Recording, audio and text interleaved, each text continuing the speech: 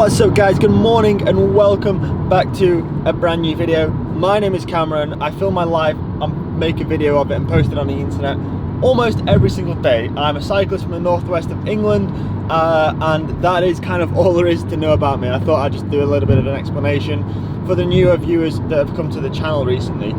So yeah, that's who I am. I'm currently in the car on the way back from my girlfriend's house to my own house, which is like a 1 hour drive. I dropped her off this morning. She was at my house yesterday. If you watched my video yesterday, you'll know why she was at my house. So yeah, today the plan, guys, is, so the original plan was that I was going to go home and I was going to do a long ride today, which I'm kind of in two minds whether I might still do that. But the reason that I think that I don't is because I'm feeling it a little bit today, you know. I'm feeling it a little bit. I've done 2 long days on the bike since the tour series has ended. Like, I've done 2 long days, just 2 endurance days, and because I've not done endurance rides for a long time, like it feels like it's hit my body like more than it should have done. So yeah, I just woke up this morning just tired. So what I might do instead is switch my days around. So switch tomorrow and today's session. So tomorrow was going to be a rest day. I might just bring that rest day forward and do today's ride tomorrow and then continue on with my program. I'm currently just trying to figure out which is like the best option and the most beneficial option. You know, I don't want to do another long ride today and then just put myself into a box. It's just a case of like my body is getting used to these longer rides again. So yeah, that's currently the situation right now. I'm driving home. I'm like 20 minutes away, and then we will resume the vlog when I get home and I've made a decision on what I'm going to do today. And we have got kit on. I've decided I'm just going to put my kit on, get on the bike, start pedaling, and then I'll see how I feel when I'm riding, and then I'll make a call. I think off the top of my head, I think I'm just gonna bin off the big ride today. Just swap today and tomorrow around to take today as my easy day, my rest day, my recovery day, and then do 2 big days, Saturday, Sunday. Because I don't know, man, I just feel like the legs, they're just sore. Like, they're just sore. It's just the shock of getting back into training. Like, I'm not obviously overtrained, or it's nothing major. It's just that shock of the body from, you know, being so used to doing 1 hour rides to doing two long days back to back. Pre-tour series, these 2 days, the past 2 days, wouldn't have like had much of an impact on how I felt today, but just because of the nature of the racing and the duration of the racing and the riding that we've been doing between races and between rounds and stuff, yeah, my body is like, whoa, what is going on right now? But anyway, I'm gonna test out my new low light matte grey Sutros today. I mean, it's not exactly low light, like there's a bit of cloud cover, but you know, it's pretty bright outside today, and then the weather is nice. You know, it's warm, it's dry, but I want to test them out. I think they look pretty cool with the clear lenses in. So this is my eyewear of choice today, of course provided by Oakley. Yep, we'll take a rest today. Like, the thing is, I could go out today and do the 5 hours, but you know, my cadence would be low.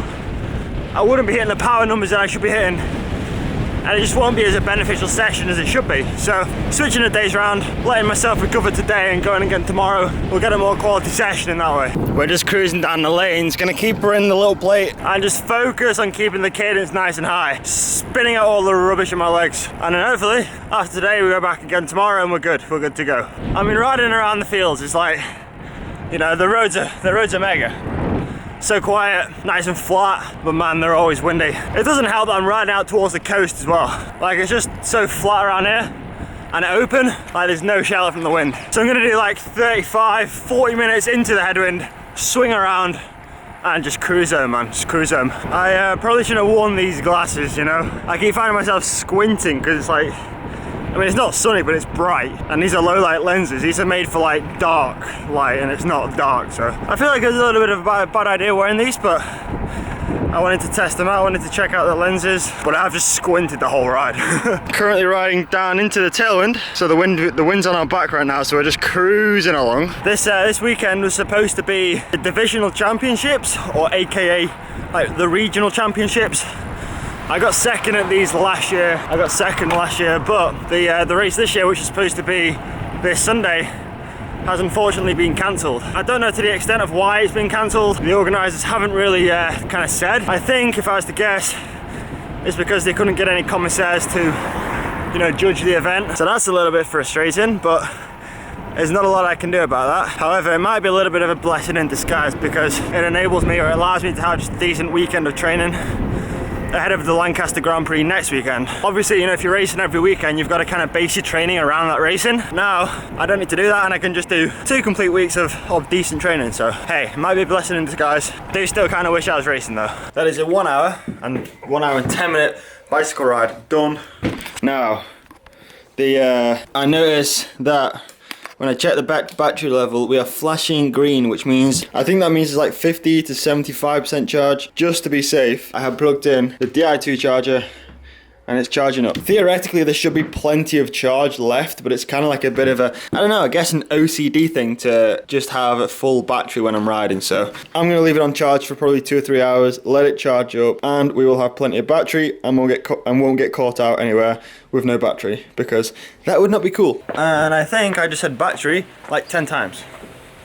So that's there, I just said it 11 times. All right, out with the old dog food, in with the new. Just been to the shop to pick up some more food for the dogs. And like, every time I buy dog food, I always think to myself, how boring is it being a dog, right?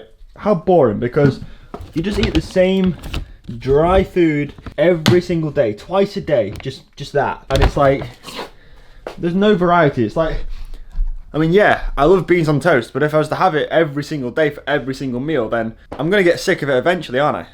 Poor dogs. But right now, I wanna sit down and talk to the camera and talk about a subject or a question that one of you guys, one of the viewers asked me in person last week at the tour series when I was down, I think in Salisbury.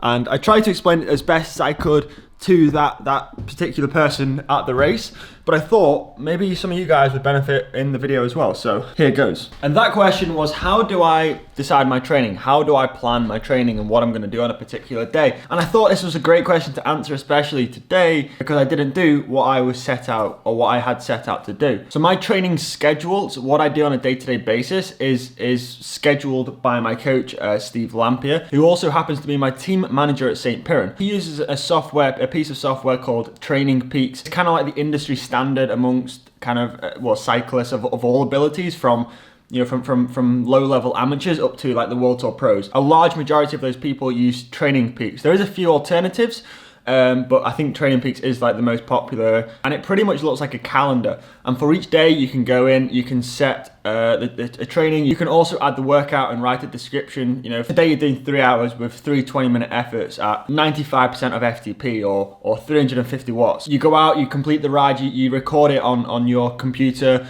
and then after you come home and you upload that day's file, that training file, onto Training Peaks. And it's pretty much like an interactive training log, and from all your data, from like the last 2 years of data, Training Peaks, using its algorithms, comes up with different graphs to show or to try and predict your form, your fatigue, your current fitness level, like based on the training that you've been doing and like your training intensity and the training stress score. And I mean, Steve's a pretty good coach. You know, he's helped me a lot.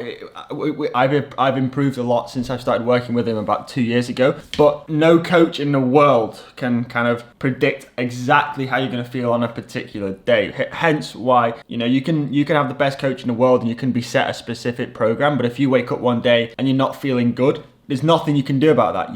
You're not feeling good, so you've got to take a day off. And you've always got to know your body above what you've been set for training. So, I mean, yeah, sometimes it is good to train on fatigued legs, but you've got to know your body and that you've got to know when you're not feeling good. And I know my body pretty well now, and I know that when I woke up this morning, I just wasn't feeling too good, so hence I took the day off. So then the next question that I got asked is, how does Steve decide what training that I'm actually going to be doing? And I mean, I'm not a qualified coach, so I'm going to give this my own words and my own unqualified opinion, and try and give my reply as uneducated as possible. So I always train on like Steve's kind of ethos is you've always got to train to your racing's demand. So if you're a crit specialist and all you do is race crits week in, week out, for you to do 5-hour long endurance rides all the time is going to be pretty, yeah, you're going to get fitter, you're going to slowly get fitter, but you're not, you're not targeting the area of racing that you want to do well in, or that you are doing. So if you're doing short races all the time, you're not really going to benefit that much from doing long races. The training wants to replicate the racing. So,